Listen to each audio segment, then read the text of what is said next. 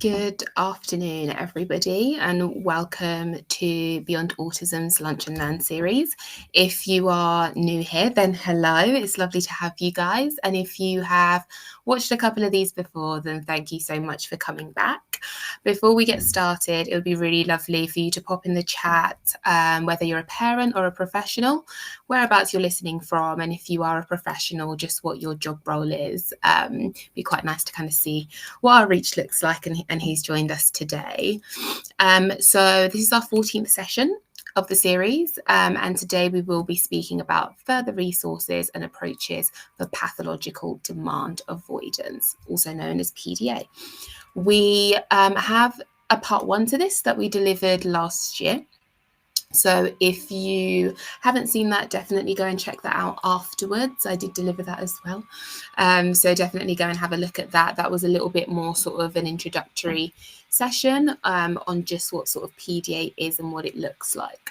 A couple of those slides have been adapted and put into this session as well, just to give a little bit of a recap if you did join last time and you might have forgotten or joined a couple of other Lunch and Learns. It would be nice for you to get a refresher. My name is Cynthia Carrier, and I'm an outreach consultant and a behaviour analyst for Beyond Autism.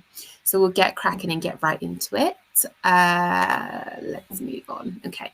So what we're going to be covering today is what demands are and what they could potentially look like for our young people, our children, our clients, our pupils, characteristics of PDA, understanding your child's PDA profile, so whether that's your child or a pupil in your school, practical and home-based strategies for parents, carers and families, and then we'll look at some clinical and educational strategies also for professionals.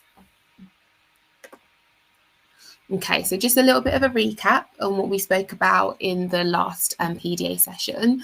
For those that don't know, pathological demand avoidance is not currently a separate diagnosis to autism. However, autistic people can have a PDA profile linked with their diagnosis. Now, there are some local authorities and agencies that don't diagnose PDA profiles, and the work and understanding on PDA is still being massively developed to this day. We're really still trying to understand PDA and its connection and kind of the links and what that could look like for neurotypical people in general. So we can categorize demands into 3 main categories. The first that we've got is direct demands. So an instruction such as put your coat on or sit on the carpet could be deemed as quite demanding for an individual. We also have indirect or implied demands, so questions that require an answer, or for example, if food is put in front of you, you then know you've got that expectation to have to eat it. That could be quite demanding for an individual. We also have sort of internal demand, so that's our willingness to do something for ourselves. So those are internal needs like being hungry, thirsty, needing the toilet, or having that intrinsic feeling of wanting to fit into a social setting or into a group. Going back to the second one, I just want to sort of add an example in there of, for some people, even sort of communication methods and communication systems can be demanding. So having visuals available and out on the table or AAC devices can be deemed as quite demanding. And if we're thinking about, trying to build on skills of our pupils and functional communication, that can be a really big barrier. And a little bit later on, we'll speak on some sort of strategies to support that. Some common characteristics for autistic people with a PDA profile include resisting and avoiding typical day-to-day demands, even if it is something that is in part of their repertoire and part of their daily routine. Having the need or a sense of predictability, which can sort of almost work 2 ways. So having predictability might work really well and having that structure, but the structure itself and having to actually action that might be a little bit too demanding for them. Mood swings or inflexibility, fixated or focused on a particular individual, object or subject. What you might see in a school setting is an individual having a favourite teacher and finding it really tricky if that teacher, for example, isn't in, or you're seeing a higher likelihood of behaviours of concern occurring if the environment looks different to what they're used to. Difficulties with executive functioning, so sometimes maybe grasping schedules or structures, so having that need for that predictability and that need for stability, but finding it quite difficult to grasp the schedule of it. We also have need for choices, and then may appear sort of sociable, but difficulties with receptive language. So that's sort of our understanding of communication and having that information go in and processed for us. Well, it's not sort of, PDA isn't limited to these characteristics, but these are some of the more typical ones that you might see in your PDA children. However, there's a lot out there that speaks about sort of the challenges of PDA and how people can sort of struggle with understanding PDA or live sort of day to day with having sort of the difficulties of those demands. However, there are many strengths that come with PDA that we should, speak about and celebrate. So I've listed a few here.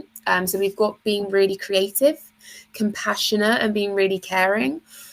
Being really independent and having that autonomy and being in control of their day and what they want to do. Being really charismatic and sort of funny. Being really determined and sticking for what they believe. Being honest, being inquisitive, talented, passionate, loving, imaginative, and brave.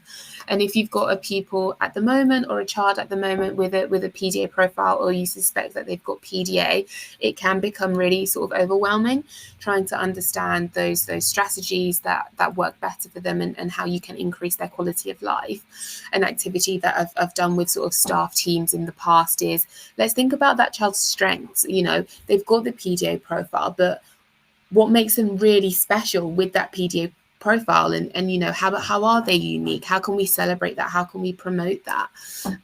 So if you're sort of having a little bit of a moment, you feel a little bit stuck on strategies and to support, have a little discussion with the team and set up a little activity where we're thinking about the strengths of that child's profile and how we can really incorporate that into their learning, and what we can do to the environment to kind of reduce those anxieties.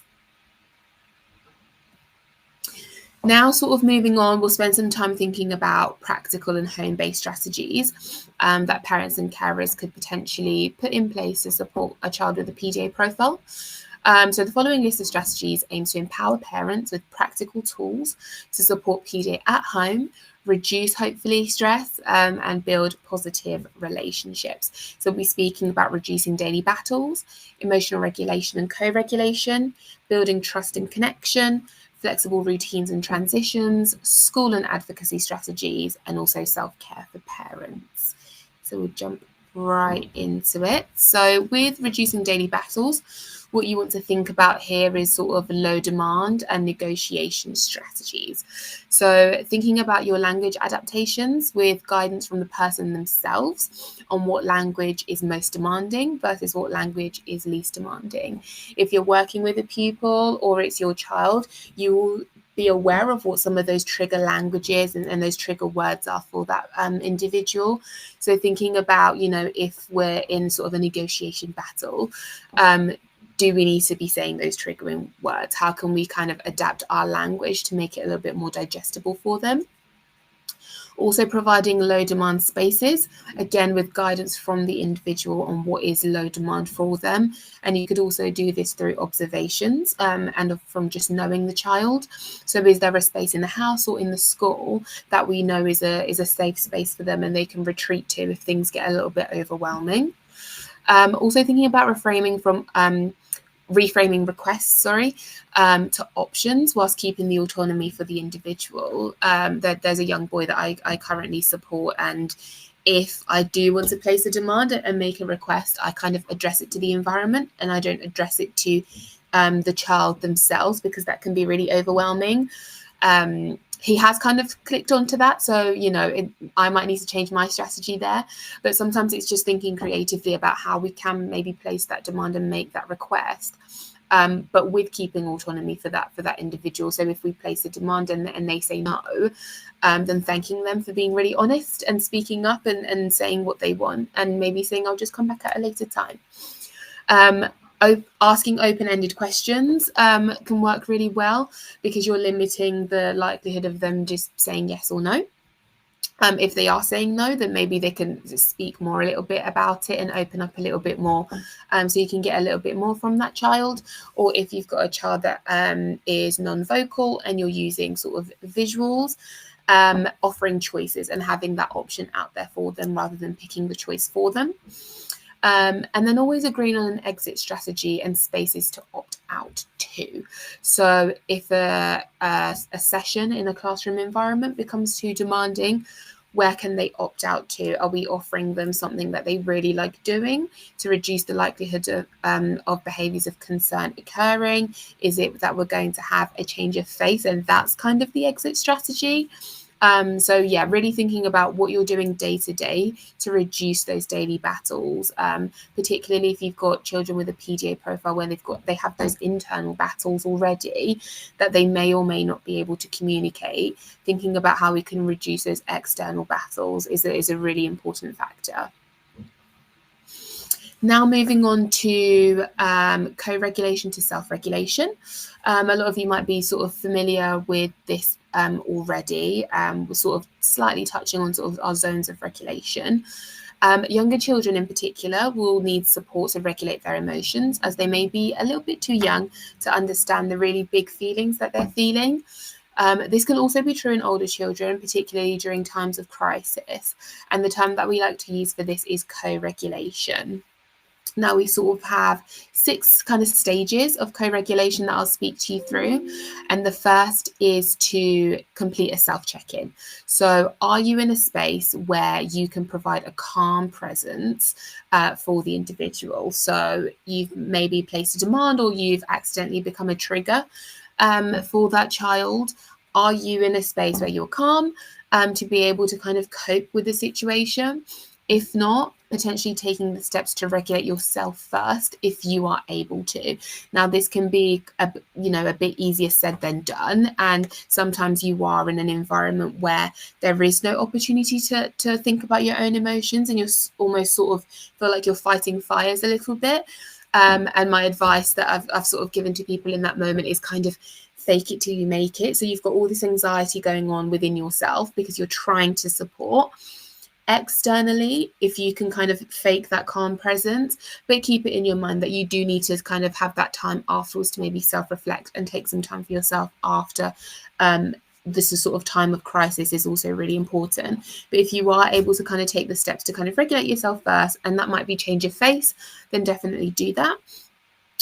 Get close to your child and listen to them. Tell them that you're there for them. Let your child know that you want to understand in the best way that you can. Emphasize and validate what your child is sharing. So it can be really helpful to give examples of times where you felt a similar emotion. So if you've got a child who's feeling really upset and really angry because they have been sort of denied access to something, maybe giving an example of a time where you wanted something and you wasn't able to have it. But be mindful that your child is sort of in that space to kind of focus, but also they're still at the center of it and you're continuing to listen to them. Remind your child that you're there for them again. Offer affection in ways that's appropriate for them and with their consent.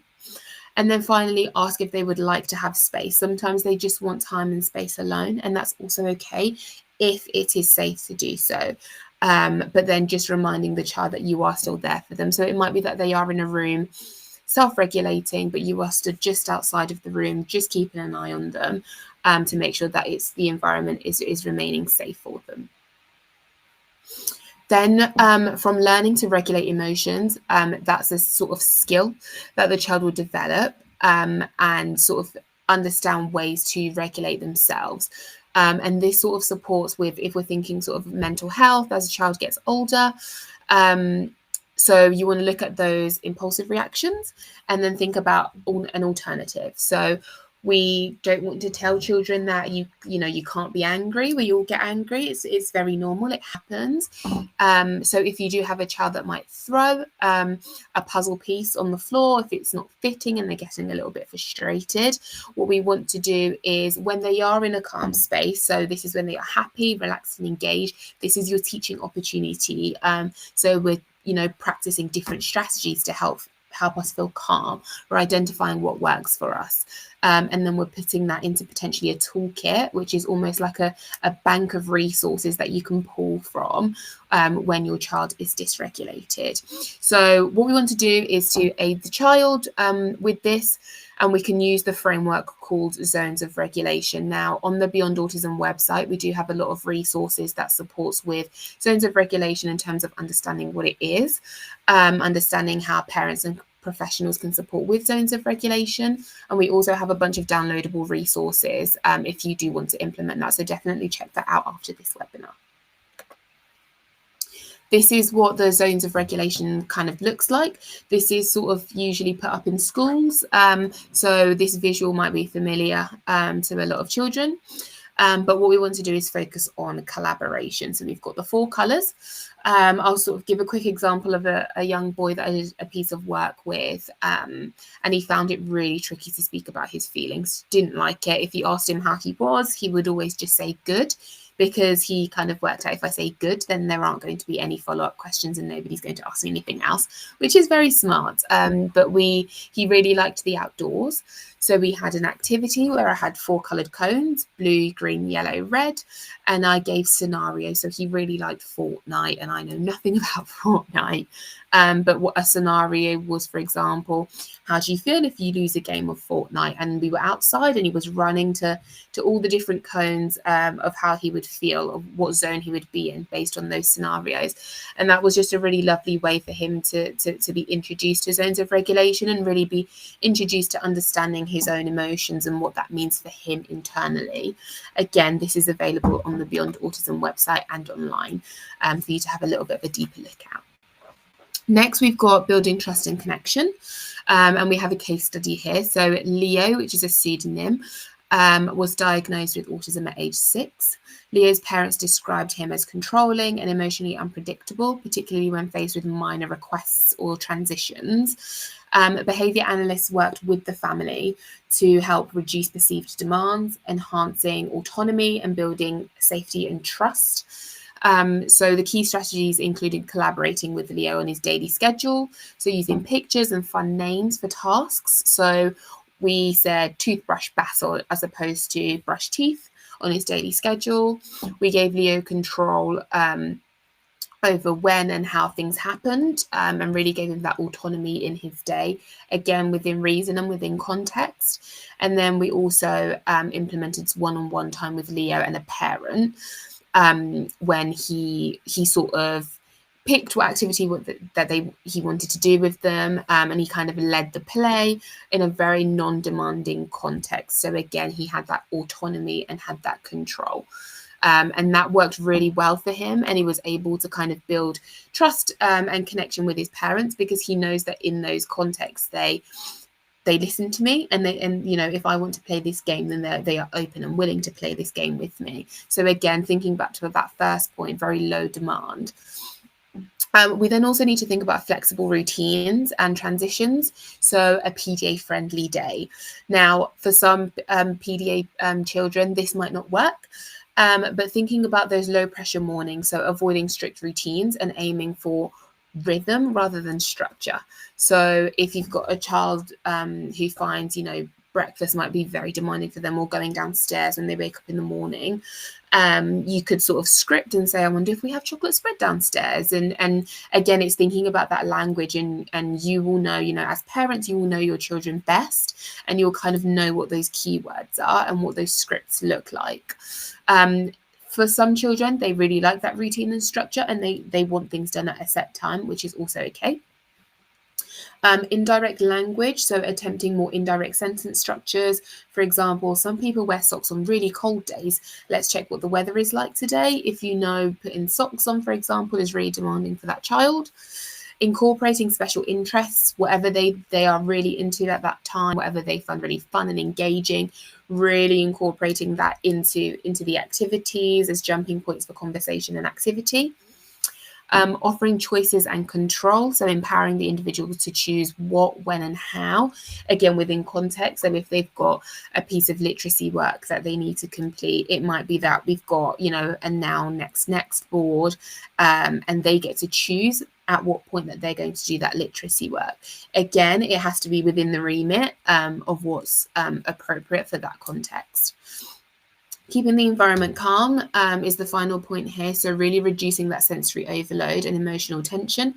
Predictability helps, but flexibility is key. So if you are in a school where you've got sort of dimmer switches and things like that, thinking about, maybe that could be the space where we retreat to, because we've got a little bit more of control to the sensory environment.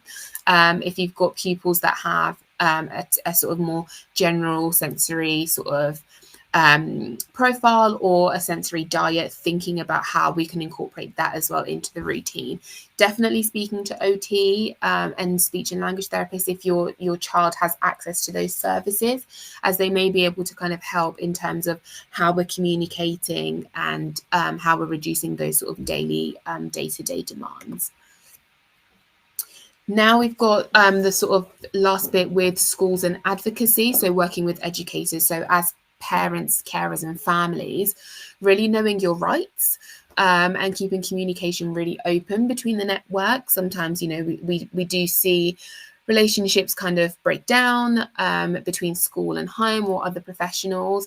But then, if that's happened, then that's okay. These things do happen. People do have differences of opinions, but thinking about how we can, move forward with that and have that open communication between the network and how we can kind of collaborate as an interdisciplinary team in the best interest of that child. Document everything. As a parent, it can be overwhelming having documents from this place, that place, meetings, conversations. So really trying to just document everything and having things on file. Seeking external support, so medical professionals, advocacy groups. On the Beyond Autism website, we have an autism services directory. Feel free to have a look at that afterwards. All you have to do is put in your postcode. And let's say you're looking for parent groups because you don't have sort of a network of support around you. Just typing in parent groups and all parent groups in your area should crop up. So definitely check that out if you are looking for a particular service. And then finally, person-centered planning. Now, this is a tool, again, available on our website where it's sort of a downloadable document and you can fill it in as professionals on behalf of a child or co-fill it in with the individual. And it just touches on things that they like, things that they don't like, what's important to them, what's important for them, things that they want to achieve, people who are important to them. And it's essentially just a document that has a bit of a profile about that individual, and this is something that can be shared across the network. So if you've got lots of bits that you're doing at home that is working really well, this can be jotted down in that document and then shared across settings, so you've got that more sort of tangible tool for support. And then the last point in terms of parents is self-care. Just know that you are doing enough and you're doing great. Sometimes, you can experience that mental overload where your brain is kind of running a million miles an hour. Just try and give yourself space to rest, whether that's writing things down, using tracker apps or sort of alarms to remind yourself to do things. Again, I know, you might be thinking this is a lot easier said than done, but really just trying your best to, even if it's just take a little bit of time for yourself. So the quote that I really like to use is drink your tea when it's hot. So if there's one opportunity in the week where you can, you make your cup of tea and you can actually just sit down and drink it there and then, as opposed to you plan to have that moment, but then things happen and you end up being rushed around and then your tea goes cold. So definitely try and connect with people. So again, with the service directory, find people, WhatsApp chats, that sort of stuff. And then the sort of micro self-care, which is sort of the drink your tea while it's hot quote. But again, just know that you all are doing amazing, as parents and professionals. And it's all about just having that professional network and all of us working together. Now, some couple of last bits. We've got 5 minutes left, so I'll try to whiz through this. For clinical and educational sort of strategies for professionals, we're going to be touching on building low demand environments, crisis prevention, MDT collaboration, individualized plans, and then best practice. So with sort of the low demand and high engagement environments, what we want to do is work with, not against PDA. So if we're just thinking, if we look at that top example there, thinking about the classroom, what might be traditionally a task potentially in a classroom is write a paragraph about your weekend. But if we want to make that a little bit more PDA friendly, what we might say is pick one thing from your weekend and tell it as a comic strip or a voice note, or let's do it as a secret mission. So you are placing that demand, but again, we're doing it in a way that's digestible for the individual, more functional and more fun. If we are going to get the result by being a little bit more creative, then we definitely want to do that. Again, if we're in sort of a therapy session, instead of saying we're going to talk about emotions, if you've got a people that love superheroes, let's talk about superheroes and, let's draw in superheroes and give our superhero a different feeling. And, the superhero can be the same color as a particular zone of regulation, and just getting really creative that way. In clinical settings, potentially doing quizzes and just co-producing and co-designing quizzes just to make it a little bit more fun and engaging. Developing individualized support plans, so just having that PDA awareness. So what is the profile? We've been speaking about some sort of general characteristics and things that we might see in a PDA profile, but it's going to look different for every single child. Do we have a document where we can, have all of that in there? For example, the person-centered plan. We're defining the why of the behavior. What is happening before and what is happening after the behavior? Why is this a really high demand environment for that individual? What makes a low demand environment? What's working, what's not working? How we can be flexible within a school environment? What is the remit? What does flexibility look like? Is it that you've got a pupil that's in year 6 and is potentially sitting SATs? You've got a year 11, doing GCSEs, whatever that may look like. What is within the remit and what are those boundaries? And we're being really clear about that.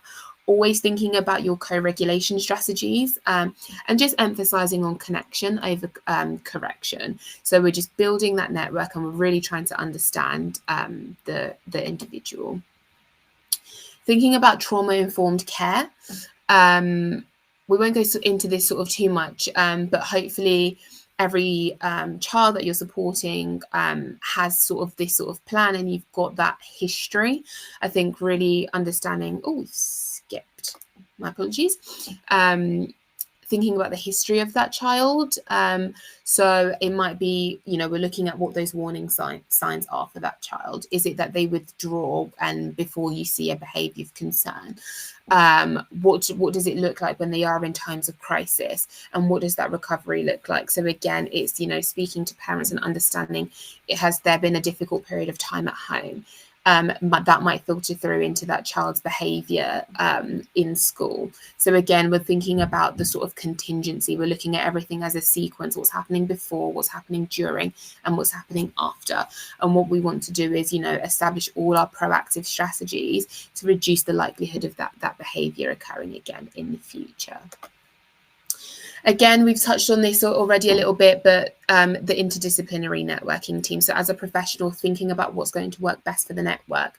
Is it weekly phone calls? Are we uploading updates onto school online forums? Is it email chains, school diary that goes in a child's bag that we're transferring from home and school and we're just writing notes in? Chatting at the school gates, it might be, a pupil has a TA and just handing a bit of information over on how the day has been. Weekly MDT meetings, sharing relevant reports, and having all the professionals in the network invited to relevant meetings. What I find useful is, if we kind of agree, once a month we're going to have a check-in, just sending a calendar invite for, a term, for example. So it's in everybody's calendars. And then it's just, everybody can sees their calendars on a day-to-day and you just join. So thinking about how we can kind of connect parents and professionals to have that collaborative support. And then the last point is just research and best practice. So really staying informed and staying on relevant sites with PDA research. So again, PDA Society is a really good website. There's a lot of information on there. Having a look at our services directory in our resource hub, because we do have a lot of resources that do support a child with PDA, a child with autism, or just some sort of general support strategies as well. And then I think that's it. Thank you so much for listening. The end bit was a little bit rushed there. I will take one question because I can see it's already 12:59, but please do type your questions in the chat and I will sort of send out some email responses at the end, but we'll do one quick one. So how to integrate a child who is all day in a low demand room one-to-one into being more part of the school. In regards to that, I would say definitely think about what the transition is going to look like. So it's going to be a really big demand getting them to access a classroom. So we can start off really small. So it might be that we are going to deliver something to a particular classroom. And it might be that we start off where, you know, all the kids are at lunch, for example, you're in your low demand environment with your TA, and we're going to deliver a piece of paper to a classroom where there are no pupils in there. But then it's just an opportunity to access a different area of the school without the expectation of having to speak to anybody and have to, you know, have that dialogue with anybody. It might be that, you know, you're in your low demand environment and we're just going next door. Let's go take this book next door, and really building it up into sort of how big that transition is going to look like. So definitely have baby steps and definitely set a transition plan of what that will look like, you know, what tools and resources you have available and how you can build that up. And it might be that they only, you know, were trying this strategy with their preferred member of staff.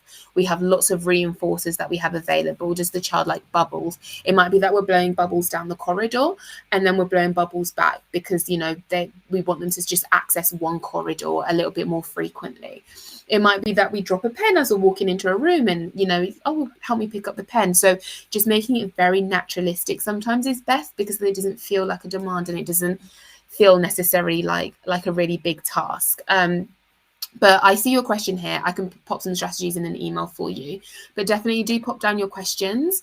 We have some references here. And then last slide is if you found it sort of useful and you want to sort of reach out for a free consultation, please do scan this QR code here. Our next Lunch and Learn will be on Tuesday, the 3rd of June at 12:30 with Matt Malone, who is the Head of Outreach and Training Services. And he'll be speaking on his experience on building partnerships between local authorities and schools to reduce exclusions and improve outcomes for SEND learners. That is all from me today. Thank you so much for joining, and I look forward to seeing your emails and having a little bit more of an in-depth dialogue with you all. Thank you and have a lovely afternoon.